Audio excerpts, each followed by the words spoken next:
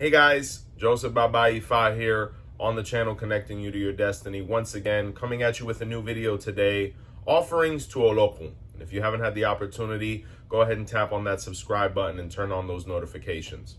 Offerings to Olokun. When we're talking about the offerings that we give to the Orisha Olokun, they're going to be very similar to Yemayas, being that these two Orishas interact so frequently, they're going to share a bunch of things. So probably the most popular thing or common thing you may end up giving to Olokun is fruit. And when we're talking about fruit, it's going to be a specific fruit. The watermelon. The watermelon in Yoruba is known as obara or bara, right? So you may see the phrase isobara, which means melon fruit, right? So the watermelon is going to be the preferred fruit and the most popular one, even though she accepts, or he accepts, right, others. When we're talking about fruits, if you're giving more than one, you can usually, or what's usually done is you're going to give 9 at a time. Or Olokun's number is 9, so there's a very popular thing that's done where you'll put 9 fruits in front of Olokun, and you'll clean yourself with one each day. And then on the 9th day, when you clean yourself with the 9th fruit, you usually take that to the ocean. And we'll talk about how the ideal conditions are when you're taking offerings to Olokun to the ocean later on in the video. But it doesn't have to be 9 if it's more than one. These are just things that are customary, and it's good to vibrate on this level with the Orisha. But if you end up putting 3, 6, or even 7, it's perfectly fine. But 9 is her number, right? Another very popular fruit, depending on how it's prepared, that's going to be offered to Olokun is bananas. When we're talking about bananas, fresh ones are acceptable, but another popular method that's used to offer to her is by frying them, whether it be the sweet bananas or plantains or the hard plantain, right? In Spanish, you have maduros and then you have tostones, right? So either the fried sweet plantain or the fried, a little bit drier, more rustic, coarser flavored plantain, which is like the toston, right? In Yoruba, it's referred to as dodo, right? So another animal that is very popularly given to Olokun is the pig. So Olokun receives pig as a sacrifice. It's probably one of the preferred animals. But apart from that, any pig or pork derived products are acceptable to give to her, right? And one of them being cracklings or fried pork fat, basically, right? In Spanish, it's known as chicharrón. So these are things that are very popularly given to Olokun, especially in Cuba, whether it was the fried plantains or the fried pork. These are things that were pretty commonly given to this deity. And these are also things that are pretty commonly given to Yemaya, but Olokun is really a fan of the fried things we've mentioned, whether it be the bananas or the pork up until this point. Other things that are acceptable as far as animal sacrifices, in the same way, if you don't have necessarily a priest that can perform these sacrifices for you, maybe even just having it prepared from a culinary gastronomic standpoint is acceptable as well. She is predisposed to duck, various types of birds like fowl and pheasants, and Olokun even receives ram sacrifices, also a very preferred 4-legged sacrifice as well. But even if you guys are just cooking anything similar to this, offering it to Olokun is never a bad idea. Some people ask me all the time, they say, Joseph, what about offering seafood to Olokun? You always want to kind of refer back to your elders on this one, because as such, most people would look at it at face value and say Olokun doesn't eat seafood because as such, all of the things that are in the ocean are Olokun's children. To do so would be a sacrilege, right? But at the same time, these same items, transition in the ocean. They die in the ocean, and they're ultimately absorbed by this position in nature. So when in doubt, when we're referring to seafood, or even more popularly question that's asked is, can you offer fish to Olokun? Refer back to your elders, right? Ideally, if convenient, these offerings should be taken to the ocean. Being that Olokun is the owner of the ocean, the best place to be able to dispose of these things is at the ocean in the most, humane way possible. And if you hadn't had the opportunity, please go ahead and check out that video on how to dispose of Ifa offerings, so you're doing things in the most hygienic and humane way possible, right? So you want to take them to the ocean ideally, and it's even better if you take them at night. The Odu Baba Eyobe says that the offerings to Olokun, besides being taken to the ocean, ideally are taken at night, because that's when Olokun really manifests.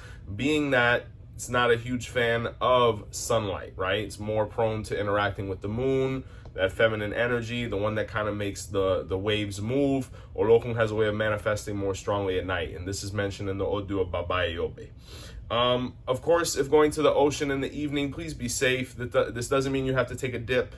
The same way Olokun becomes active at night, the creatures of the ocean do as well. So you want to be very careful. It's not that you have to submerge yourself in the ocean to be able to make this offering. Simply going to the shoreline or where the water starts and the tide comes in, that's more than acceptable. But of course, always at your own discretion. So please be safe.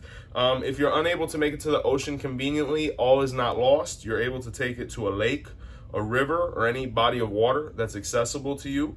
A lake, because it is somewhat similar to the ocean. It's a large mass of water, even though it's not the exact same thing. At the end of the day, if water is receiving it, Olokun is present in all aspects of water, being that he or she is the source of it. So any body of water is acceptable. And of course the river, because that same energy ultimately flows into the ocean, and the river deities are the ones that take the offerings to Olokun, and like the example of Yemaya, right?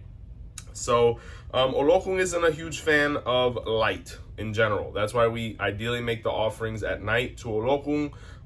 You don't see that energy really manifest that much during the day. But if that's the case, then they're also not, or it's not also going to be a fan of candles. So Olokun is not offered candles with frequency. It prefers darkness, and kind of resembling the ocean floor. This doesn't mean that they can't be put occasionally. I've seen cases where it's okay to put candles to Olokun. It's not necessarily a taboo. It's just not necessarily done with frequency. And sometimes you can even put 9 candles, right? Apart from the customary 1 or 2. Another offering that's very popular is molasses, right? Or melao. Or in Yoruba, it's known as oyin ireke. And basically, pure sugar syrup.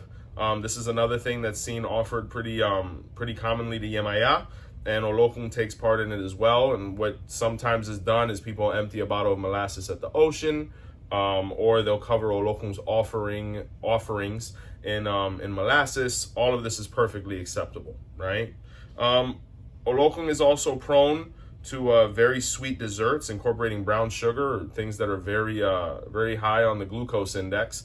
But sweet desserts that incorporate the brown sugar in its natural state, or things that are just umptuously sweet, are offered to Olokun as well. In Cuba, there's a slew of desserts that are made that are given to Olokun that are quite delicious. If you have the opportunity to be in contact with any of those santeras who knows how to make it, or even looking up some of these recipes online, they are delicious, and apart from that, very well received by Olokun.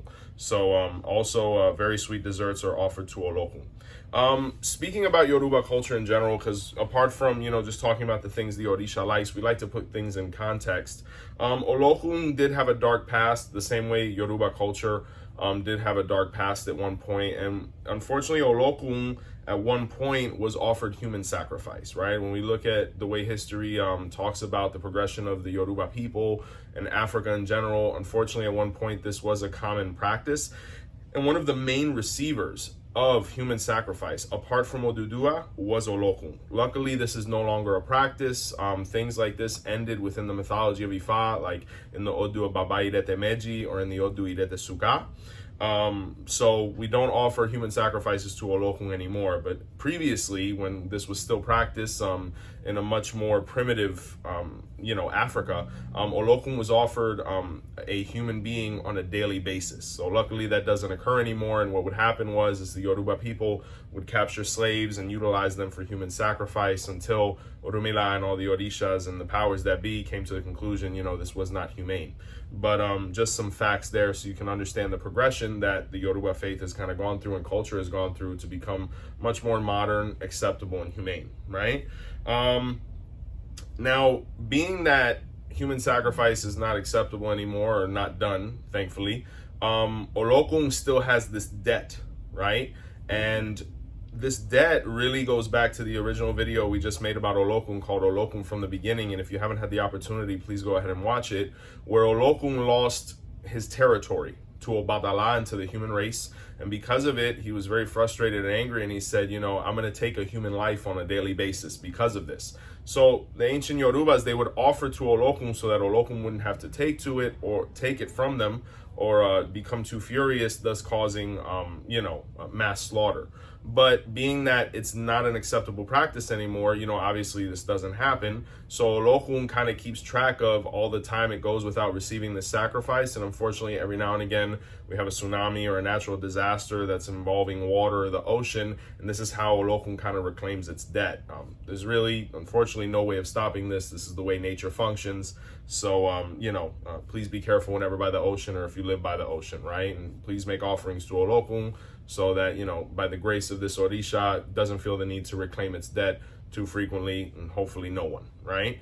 Offerings to Olokun, guys, came out with a video yesterday. The child of Olokun's path, doing very well. Great comments, great questions that have came from it. Thank you guys so much for the support. Subscribers are climbing and growing every day. If you're interested and to be able to, schedule a consultation with me, Joseph Baba Ifa, please go ahead and contact 407-440-2086 or visit botanicacandlesandmore.com, where apart from being able to schedule a consultation with me, you can also purchase all of your spiritual goods to be able to carry out all of those routines that you do. And apart from that, find Orisha clothing and other accessories that you may need. Guys, be sure to like, comment, share, and subscribe. And thank you so much. Joseph Baba Ifa and Botanica Candles and More sincerely appreciates you. And until next time, take care, guys.